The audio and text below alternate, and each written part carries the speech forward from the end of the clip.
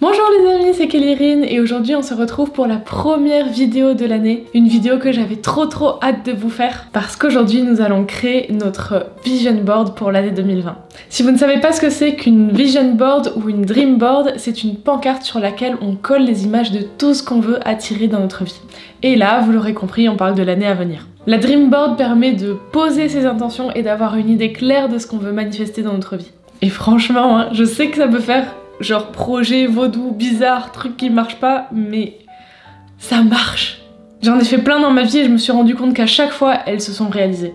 La différence avec ce qu'on va faire aujourd'hui, c'est qu'aujourd'hui on va faire une version digitale de cette mood board, qu'on va la mettre en fond d'écran de notre téléphone et que du coup on pourra l'avoir à notre disposition tout le temps. Donc à chaque fois que je regarderai mon fond d'écran, je serai rappelée des vibes de mes rêves pour qu'elles s'inscrivent au plus profond de mon subconscient. Allez, on prend notre ordi ou notre téléphone et c'est parti, vous venez le faire avec moi. Étape 1, préparer nos sources. On va ouvrir tous les sites et tous les applis sur lesquels on va trouver nos photos et nos images pour ce projet. Moi pour l'instant c'est Pinterest, la base, mais je pense que je vais aussi jeter un coup d'œil sur Google et sur des banques d'images libres de droit comme Pexels ou Unsplash. Je vous mets tous les liens dans la description. La deuxième étape, réfléchir à nos intentions. Alors j'ai un peu réfléchi à ce que je veux cette année que j'ai pas forcément vu ou eu l'année dernière. Juste une petite parenthèse sans rentrer forcément dans le bilan de l'année 2019. Je peux dire que j'ai eu cette année beaucoup de chance. J'ai eu la chance d'être aimée, j'ai eu la chance d'être soutenue et ça m'a permis d'avancer tellement plus vite, tellement plus loin. Et je suis juste incroyablement reconnaissante pour ça. Et maintenant il est temps de se demander quelle est la direction dans laquelle on veut amener 2020. Alors perso, il y a plusieurs petites choses qui chatouillent mon imagination et qui reviennent un petit peu en boucle dans mon cerveau. Des choses que j'aimerais bien expérimenter ou vivre pendant cette année en 2020. Ce que j'ai remarqué, c'est beaucoup de personnes quand ils font des vision boards, ils font des trucs très généraux comme par exemple manger sain, être en bonne santé, faire du sport, travailler dur. Et certes, c'est bien, mais faites attention, enfin, c'est juste mon conseil, faites attention à pas faire trop générique. Si ce que vous kiffez le plus au monde et ce dont vous avez besoin parce que vous travaillez tout le temps, c'est de vous poser sur Netflix et passer toute la journée à regarder des séries, bah mettez-le. Et justement c'est ça que je veux vous dire, mettez vraiment des choses qui vous font ces petits chatouillis dans le ventre, ces choses qui illuminent vos yeux quand vous y pensez parce que c'est de ça dont vous avez besoin cette année.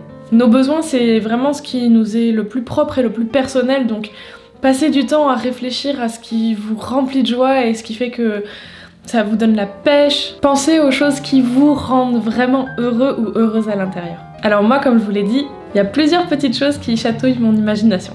Et j'en ai isolé vraiment que quelques-unes parce que le fond d'écran d'un téléphone c'est quand même assez petit et j'ai voulu faire plus puissant en choisissant juste 3 ou 4 concepts plutôt forts.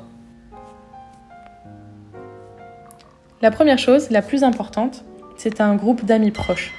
J'adore mes amitiés d'une personne à une personne, mais ces derniers temps, je sens que la dynamique d'appartenir avec mon chéri à un groupe d'amis mixtes, délire ensemble, manger ensemble, faire des trucs ouf ensemble, est quelque chose qui me manque. Et c'est vraiment pas facile à trouver en fait. Deuxième chose, j'aimerais manifester plus de luxe dans ma vie. Utiliser mon argent pour m'octroyer des massages et des hammams, plutôt que des pizzas et des tacos. Mais aussi, j'aimerais être invitée à des événements un petit peu spéciaux et somptueux, un peu VIP, qui nécessitent qu'on s'habille bien, tout ça. Et enfin, comme d'hab, des fruits tropicaux. Je sais pas, me demandez pas, j'en rêve, j'en bave, bref, je veux passer plus de temps dans des endroits où je peux manger des fruits tropicaux. Allez, on s'y met parce qu'elles vont pas se trouver toutes seules ces images. À chaque fois que j'en trouve une, je l'enregistre dans un nouveau tableau que j'ai nommé Vision Board. Vous allez voir tout à l'écran au fur et à mesure que je le fais. Youpi, c'est enregistré. En plus de Pinterest, je suis aussi allée sur Insta avec le profil de Louise de My Better Self par exemple. J'adore ces photos, classe mais pétillantes, avec toujours beaucoup de bouffe, parce que la bouffe c'est la vie. Bref, j'enregistre tout ce qui me parle, et je fais aussi un tour dans mes anciennes planches, voir s'il y a des choses qui m'inspirent. Là, c'était le cas. Ah, si comme moi vous avez des sujets un peu bizarres, ouais genre fruits tropicaux, va savoir, attendez-vous à parfois galérer pour trouver. En plus, si vous êtes comme moi, vous allez chercher tant que vous ne trouverez pas l'image qui va vous faire rêver direct, donc n'hésitez pas, soyez patient. Cherchez avec différents mots-clés sur différentes plateformes et vous finirez par trouver. Là, vous voyez, j'ai tapé Bali, Thaïlande, Vietnam pour trouver des mises en situation de free. Elle est pas belle ma petite vision board? Maintenant, on enregistre toutes les photos. Moi, vu la taille du projet final, je me suis pas cassé la tête. J'ai fait des captures d'écran, commande Shift 4 et c'est plié. Je balance tout dans un dossier et j'ouvre mon logiciel InDesign. Que vous utilisiez ça ou pas, c'est la même taille de fichier, celle de l'écran de votre téléphone, qui varie selon les modèles et que vous pourrez facilement trouver sur internet. C'est ce que vous me voyez rentrer ici avant de valider. Ça y est, on a notre fichier. On l'enregistre sous parce que Dieu sait que si on ne le fait pas et que ça plante, on perd tout. Alors faites-moi plaisir les cocos, on enregistre dès le début et régulièrement ensuite on fait un petit commande ou CTRL S. On importe tout dans notre fichier et c'est parti pour le montage. Alors là, comme vous le voyez, moi qui avais dit que j'allais retenir 2-3 thèmes, pas trop d'images, je me suis bien mis le doigt dans l'œil parce que étant moi, comme d'hab, j'ai pas réussi à choisir et je me suis retrouvée avec 67 photos les gars. 77. Bon, c'est pas grave.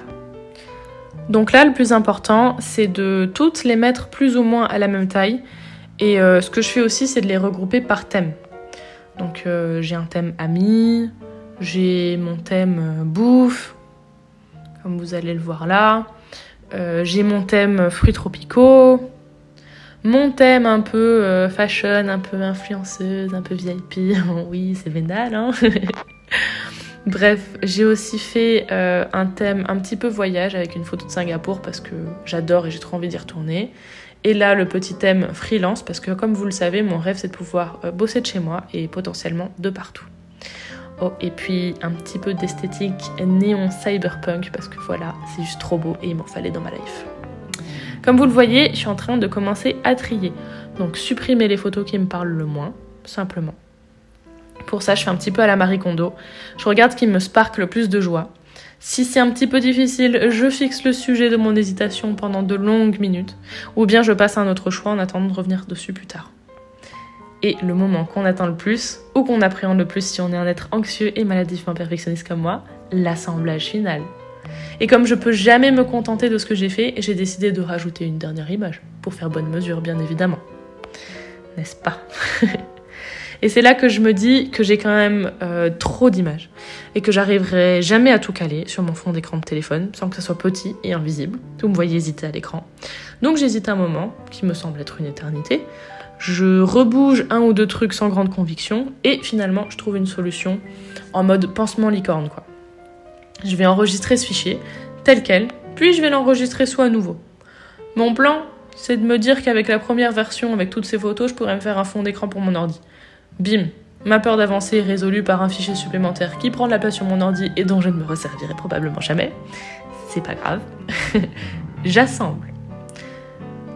Alors si au fil de l'assemblage vous voyez qu'il y a un gros rectangle, un gros espace blanc en haut qui se dégage, c'est parce que j'aime pas qu'il y ait des photos sous l'heure que mon téléphone affiche en écran de veille. Donc si vous êtes pareil, pensez à bien laisser un blanc. Une fois que c'est fini, vous l'enregistrez, vous l'envoyez à votre téléphone. J'utilise la merveilleuse fonction AirDrop pour faire chanter mes appareils à l'unisson. Ouvrez la photo sur votre téléphone.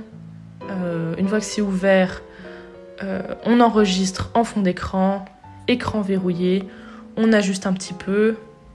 Et voilà les amis, on a une belle board sur son tel, une belle vision board, grâce à cette vidéo que j'ai mis 2 semaines à monter et qui a été plus galère techniquement que mes 6 années d'études réunies. Et voilà le résultat final. C'est beau, non? En tout cas, avec les 2 semaines de recul, je peux vous dire que je kiffe la regarder tous les jours et qu'elle commence même déjà à se réaliser.